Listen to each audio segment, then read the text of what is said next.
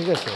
আমি প্রধানমন্ত্রী কব, প্রধানমন্ত্রী নিজেই এবার নিজে ঘোষণা করেছেন স্বাস্থ্য খাতে রেভিনিউ বাজেটের 5% স্বাস্থ্য খাতে দেবেন। এটা 2% থেকে 5% আসছে। এখানে অনেক প্রবলেম সলভ হয়ে যাবে স্বাস্থ্য খাতের।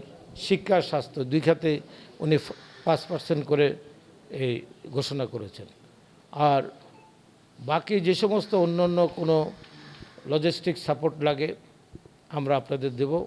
তবে আপনার নির্বিঘ্নে, যেহেতু আপনারা ডাক্তার, আপনারা সরকারের 2.5-3 কোটি টাকা আপনাদের পিছনে ডাক্তার হইতে, সরকারি ডাক্তার হইতে বা যা বেসরকারি, তো আপনারা যারা হয় তারাও অনেক টাকা খরচ করে ডাক্তার হন।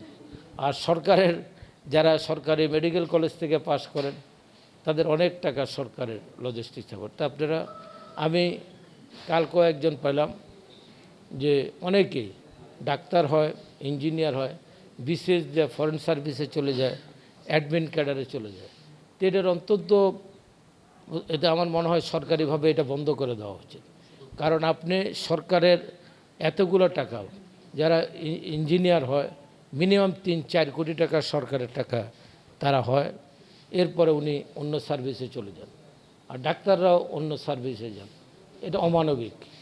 আপনি এটা মানবিক পেশাতে লেখাপড়া করলেন আর আপনি গিয়ে হইলেন আপনি হইলেন সচিব, এটা ঠিক না। এবং পুলিশে বেশি যায়। আমার মনে হয় বাংলাদেশে ডাক্তার আছে, বহু ডাক্তার আছে, এসপি, ডিআইজি, ওনারা পুলিশে। জানি তো, আমি এখন কিছু বললাম না এখানে। হ্যাঁ, তো এখন এই যে অবস্থাটা, এই অবস্থার থেকে আমাদের পরিত্রাণ পাওয়া উচিত নিজের বিবেকের কাছে। আপনার, আমি এই জন্যই আপনাদের এই কথাটি বললাম যে আপনারা মানুষকে সেবা দিবেন, আল্লাহর কাছে ভালো থাকবেন।